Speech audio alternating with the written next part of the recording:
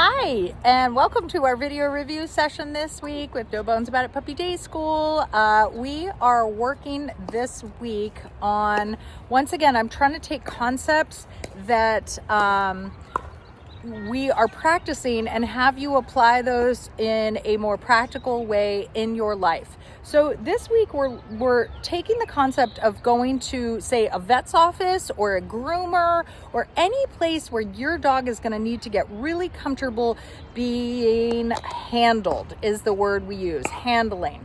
So it is something that you should be working into your everyday routine. And what we're doing this week is we're combining the skills of down. Even if your puppy hasn't really practiced that a lot, we are going to work that in, even if it's with a lure, getting comfortable in a down position, and then working in the handling. And what I mean by that is that we are getting that puppy comfortable with being poked and prodded and touched, ears, mouth, feet, tail, maybe rolling over and touching their belly. So I'm gonna switch my camera around here in a second and sort of narrate what's happening with Buddy right now. So Buddy's been with us for, I don't know, 4 weeks maybe now, something like that. And he came to us, as most labs do, being super mouthy. I mean, the minute he saw you, he was putting his mouth all over you and grabbing onto stuff. And again, not uncommon, but we have been working on that from day one. The handling is sometimes, he's actually doing fantastic. Okay, this is... We're good. We're really good at our jobs. Because earlier this week we were trying to look at a spot on his nose that had a little scratch. And I mean, every time we would try to grab sort of his snout, he was just mouthing us like crazy, didn't want us to touch him without biting us. And again, just in a puppy kind of way. So we're combining skills like go find it, come in, lay down, and then we're gonna pair treats with grabbing.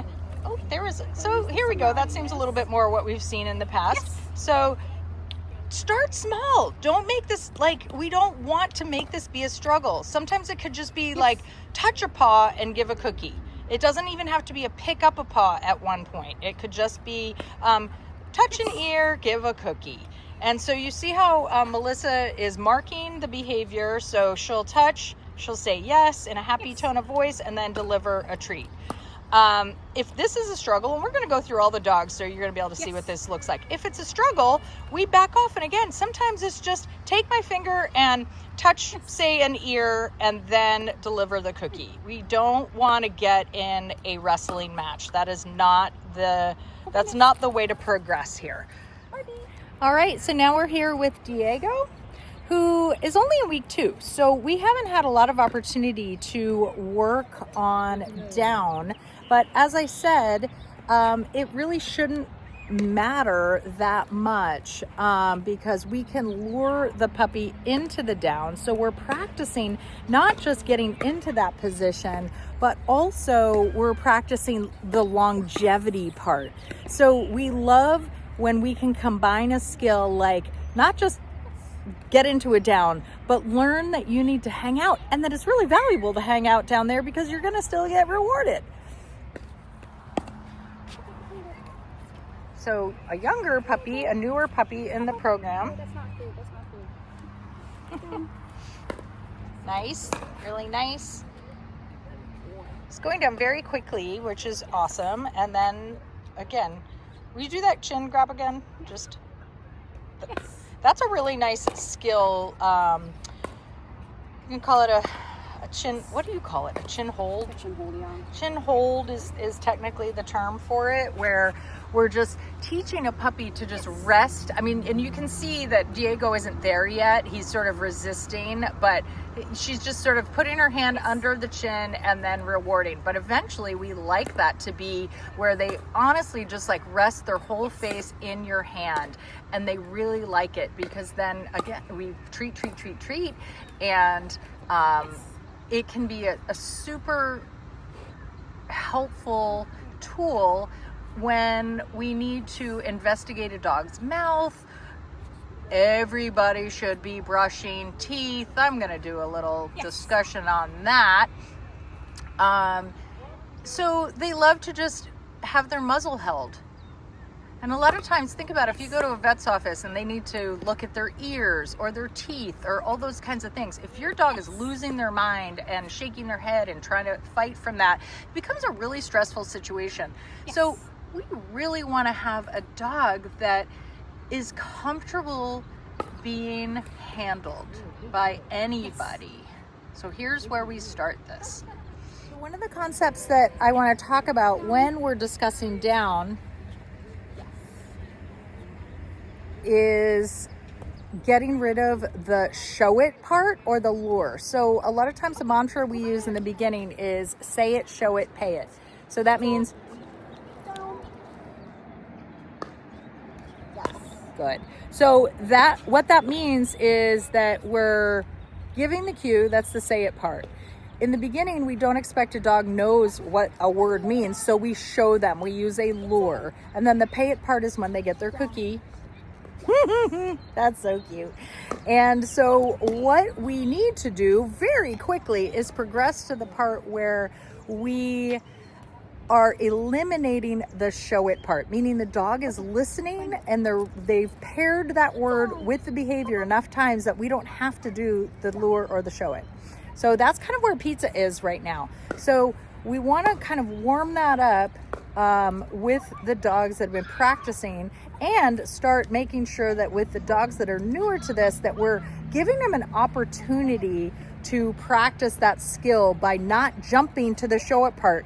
We have to a lot of times wait a dog out, and I'll show you with a dog that's newer what that might look like. But I wanted you to see what this looks like with Pizza, who we have eliminated that lure, and there you go. There, that's nice. So you have to remember that not only is this puppy learning so many things in their little brain, but also every time there's a distraction, another dog, another person that walks by, a sound. Another thing that you can work into your repertoire is, let's say we did this 10 times in a row. This is sort of like when to treat and when not to treat. Let's say we did this 10 times in a row, and pretty much every single time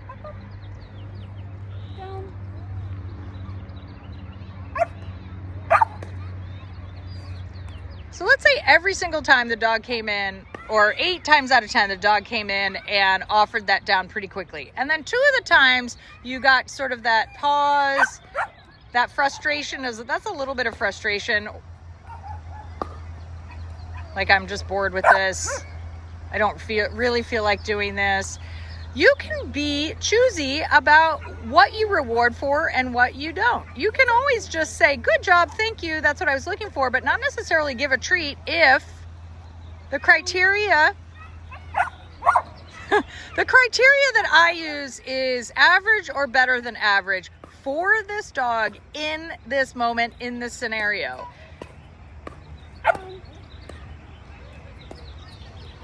So if it's average or better than average, they get cookies. If not, you can just do a thank you, good job, and then release the dog. Bluebell also has been here for quite a while. She's got a nice down. The next phase we would sort of do with a dog like this is that we would start working on distance, meaning we would have her a couple feet away and see, we could even start with her maybe in a sit and back away and see if you could ask her to down without her moving forward.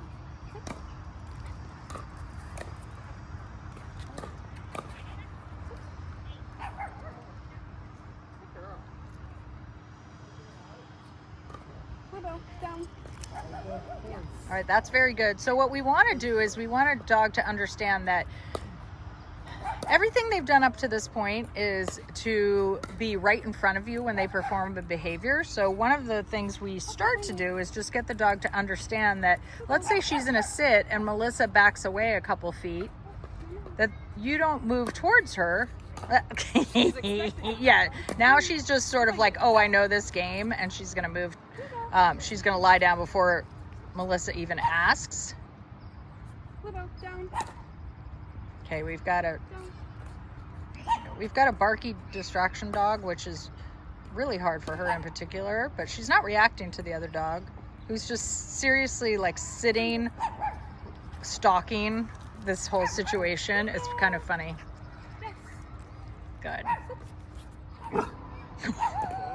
Ah, that's a great, I love that. That's kind of like an excitement thing. Like, oh my God, I'm just going to do it. And I'm going to bark while I'm doing it. All right. You want to just do a little bit handling stuff with her? Maybe so she's not looking at the other dog that's stalking her.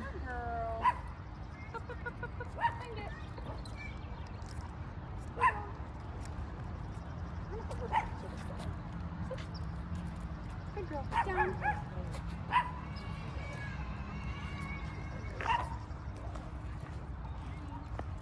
Yes.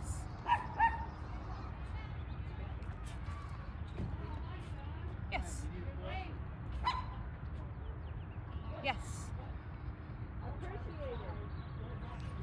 So if a dog's really comfortable with stuff, we can even progress to like, right now we're just lifting up her paw. You could progress to even holding the paw and maybe touching the pads a little bit. And again, okay, so that was like, okay, ew, ick, didn't like that, uncomfortable, she pulled her paw away. So we would work a little bit more on just like feeling the paw before we would progress with that behavior. So one of the things that it's a really scientific criteria that I call loves it, hates it, or is indifferent.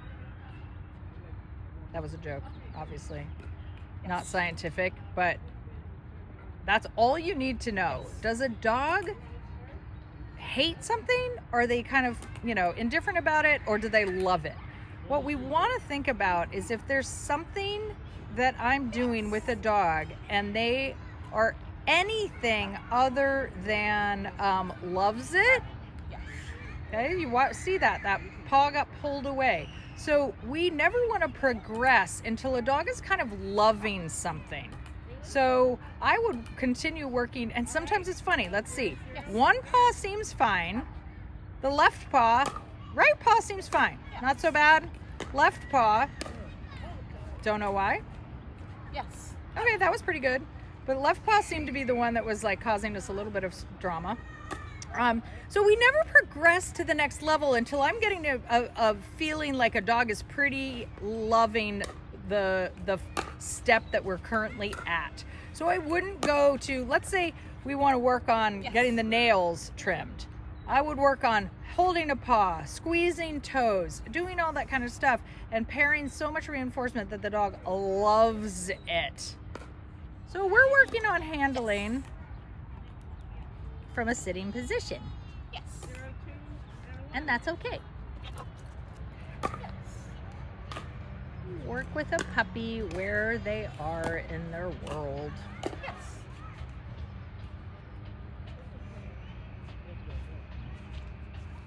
Sometimes with little dogs, we tend to, because we can, get away with sort of manhandling them versus like a Bruno. So we tend to kind of manhandle them, which isn't, again, it's not a fair situation. We really want a puppy to not be stressed about going to a groomer, to not be stressed about going to that vet. Let's say I just need to, even like with my dogs, we do a ton of hiking. I'm always having to comb out and check for ticks. I need my dog to just love to stand still and be thoroughly groomed while I'm doing that to make sure that they don't bring any of those nasty little buggers into my home. Yes. She's such a good girl, Miss Loretta Bean. Yes. Oh, that was a nice chin hold. Yes. That was a nice chin hold. Yes. With a little dog, you want to pick her up and just like put her in your lap and like hold her paws out, or like hold her paws so she's kind of facing, either the side or me. So little dog, you could even do something like this.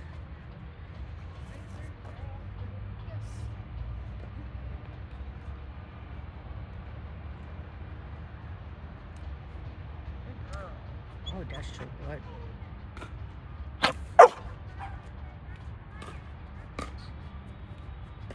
Good. Good job. Good job, Miss Lorraine. We're very proud of you.